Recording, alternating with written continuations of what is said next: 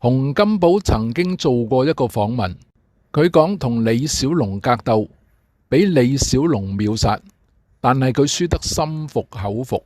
而成龍都做過一個訪問，記者問成龍：你嘅功夫好啲啊，定李小龍嘅功夫好啲？成龍就答啦：佢係單骨，我係雙骨。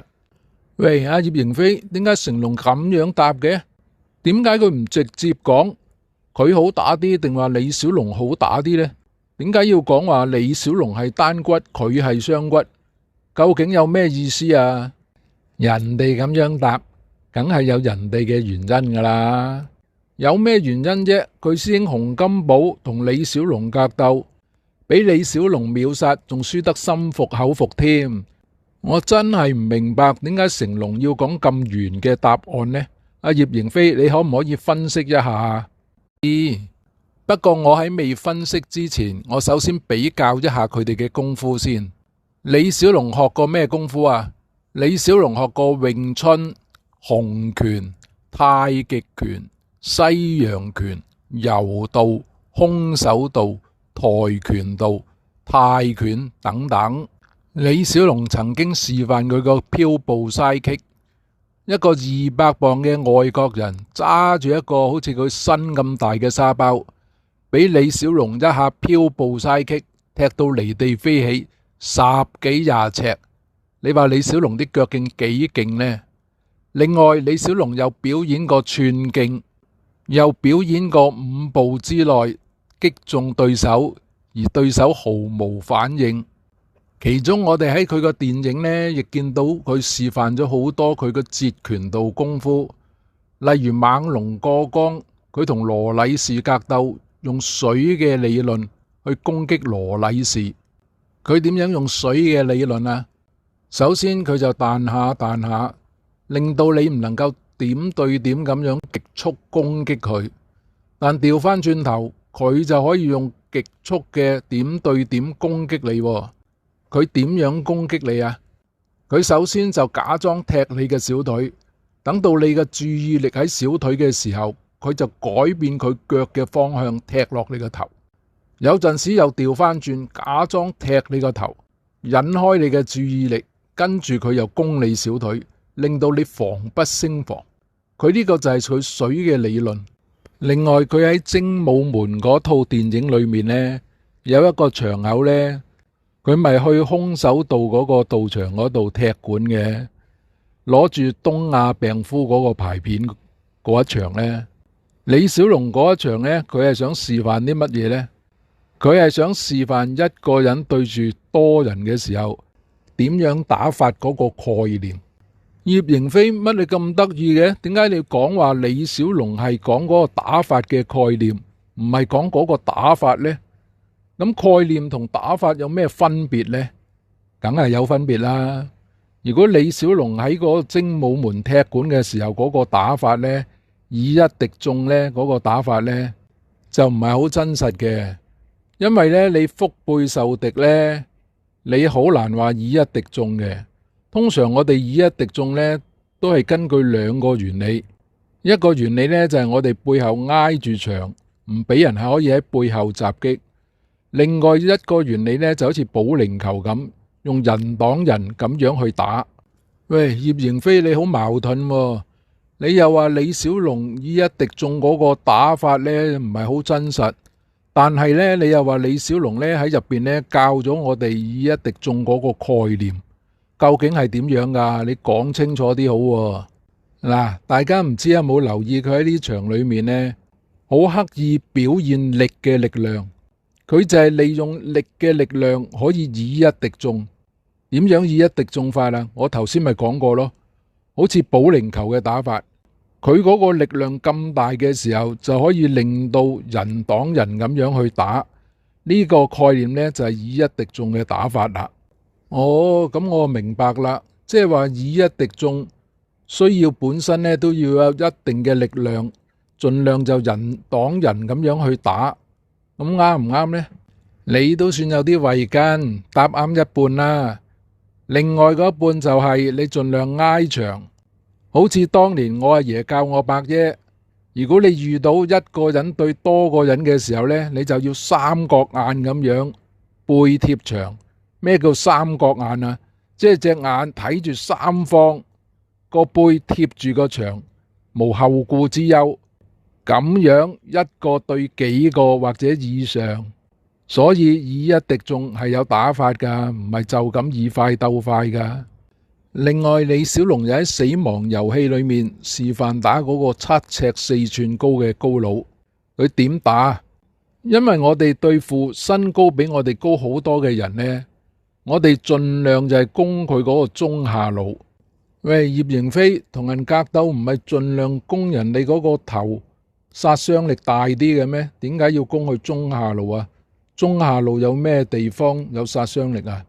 嗱，因為對方高，你唔係咁易攻到佢個頭。咁如果你夾硬攻唔到對方，仲俾對方打翻轉頭，咁你話你係咪自己攞嚟啊？中下路就唔同啦，佢身高，佢要擋下同中，佢就要坐低馬或者屈低個腰，所以呢，嗰陣時呢，你再攻佢上路呢，你就有機會啦。喂，葉迎飛，咁有咩功夫可以攻中下路噶？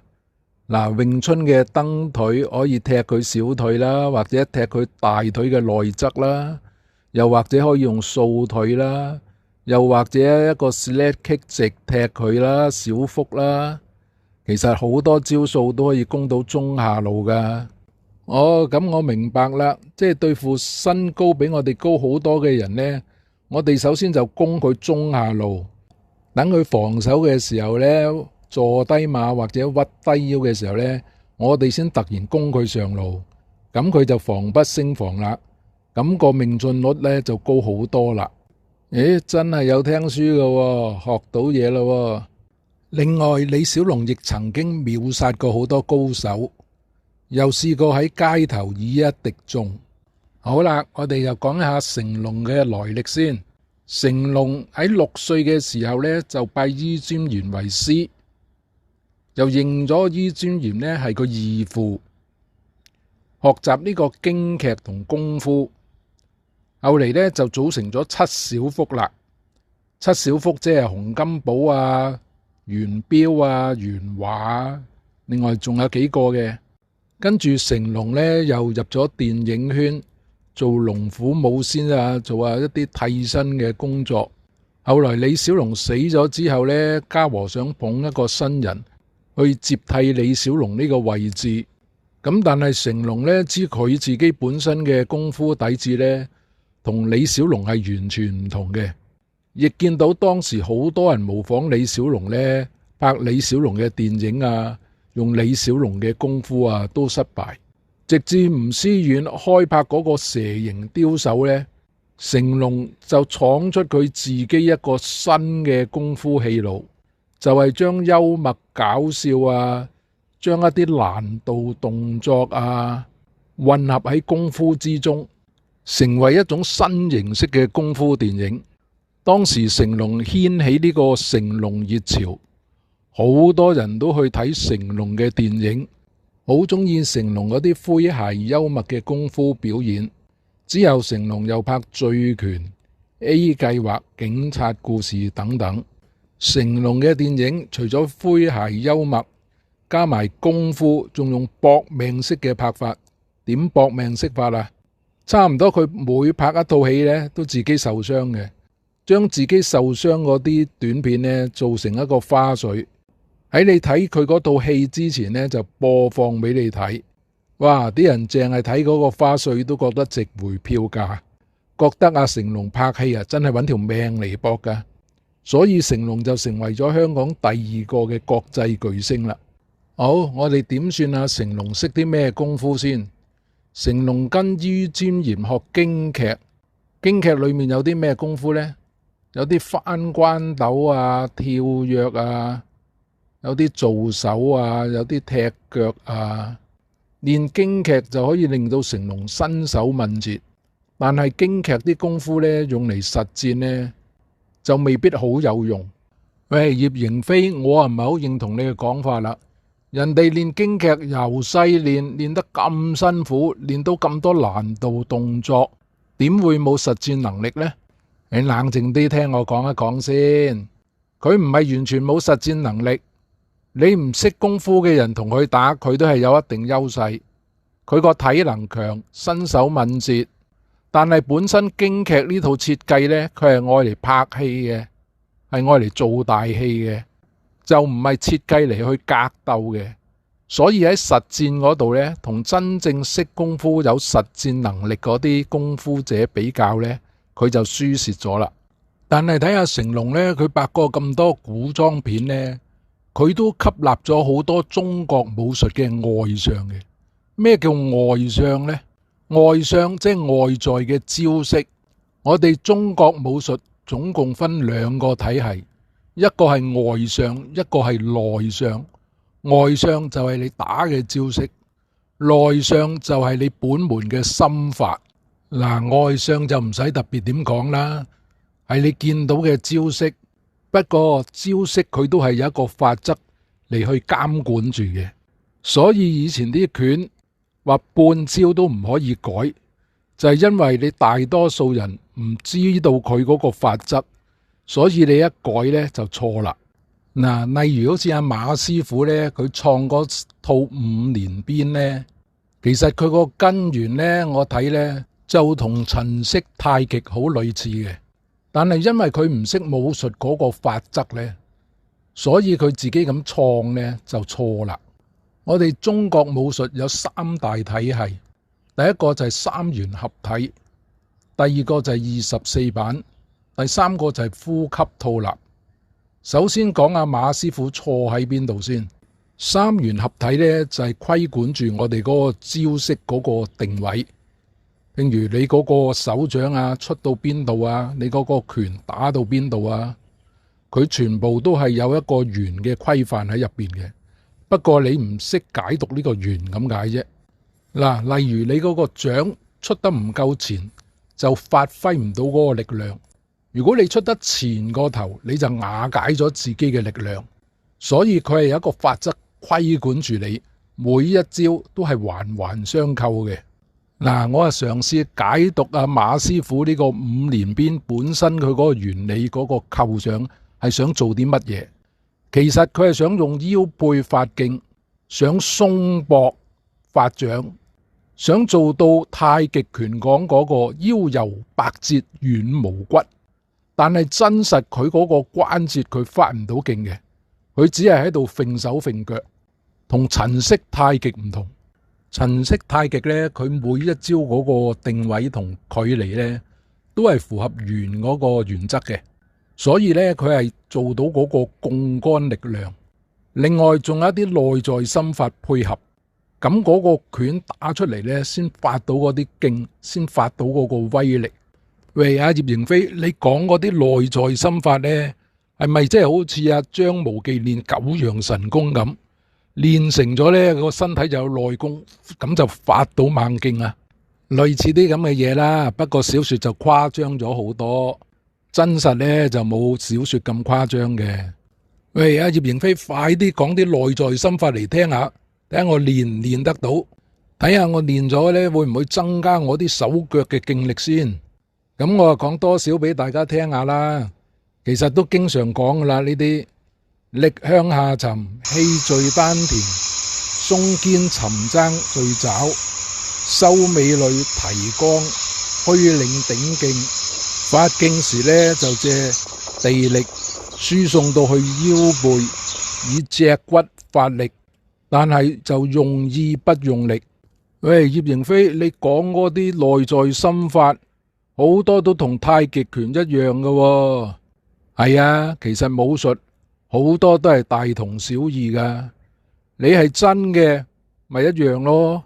你有冇留意呢？好多大藝學太極拳嘅人呢，對佢哋本身練嗰個功夫呢，都好有幫助噶。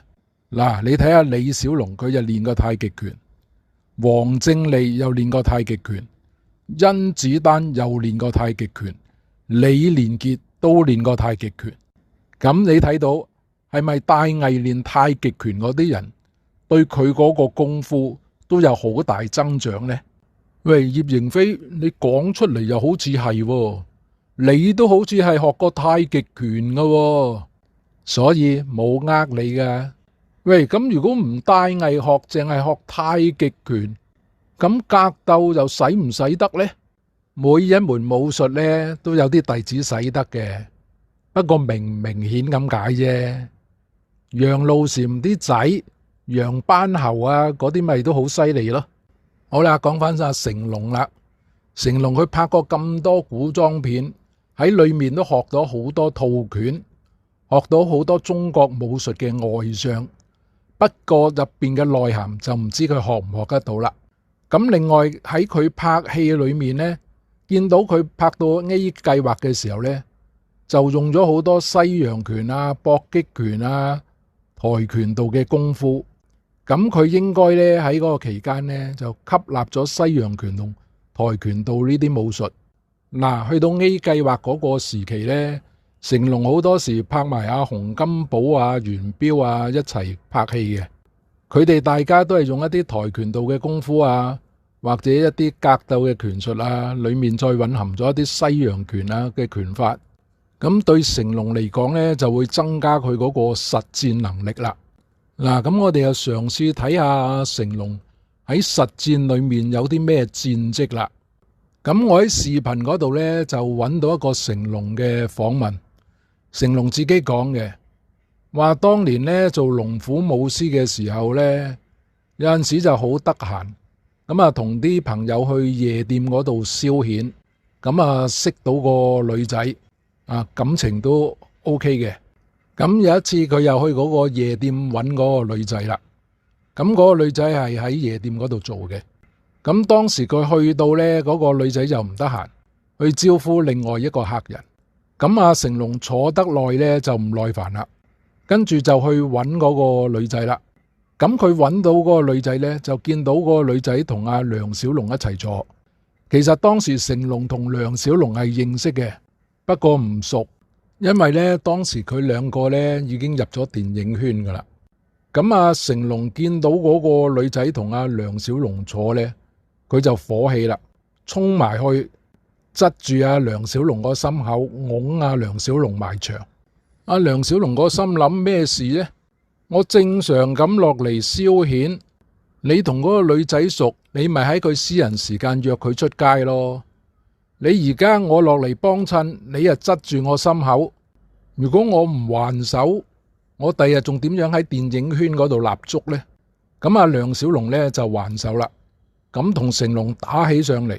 咁阿成龍呢就俾阿梁小龍呢打裂咗個鼻骨。咁阿成龍咪真係唔夠李小龍打咯。阿梁小龍打贏阿成龍，阿黃仁直啊打贏梁小龍，李小龍啊打贏黃仁直。咁啊，李小龍咪正常都打贏成龍咯，但係呢個 case 呢，只可以當作參考啫。點解我咁講呢？因為當時成龍係得17歲，而阿梁小龍係23歲。17歲嚟講呢，係一個少年呢剛剛成長生力嘅時間，而23歲呢，係一個青少年巔峰嘅時間。但阿成龍喺訪問嗰度講呢，佢話呢件事呢對佢嚟講呢係一個好好嘅經歷嚟嘅，就因為咁佢以後就作出收斂啦，所以佢冇怪阿梁小龍，只係當時自己太年少太輕狂。咁我哋作一個總結啦，我哋睇到李小龍嗰個實戰能力呢好強橫，因為佢有好多 case 呢都證明呢佢好犀利，而成龍呢就睇唔到有咩特別 case。唯一嘅 case 同阿梁小龍實戰呢，雖然當時係17歲，但係佢始終都係落敗嘅。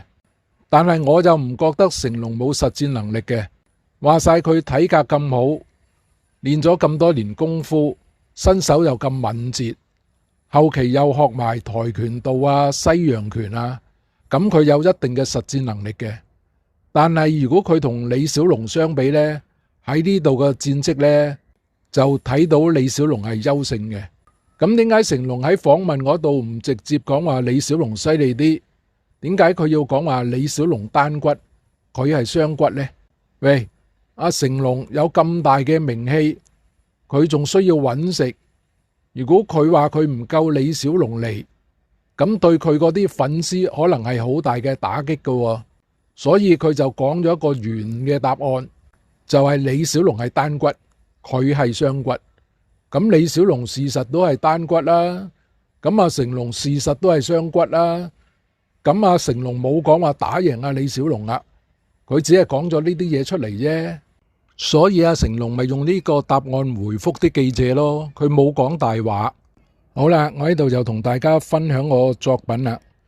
大家都知道我係推廣古文化、創作文化同藝術文化噶啦。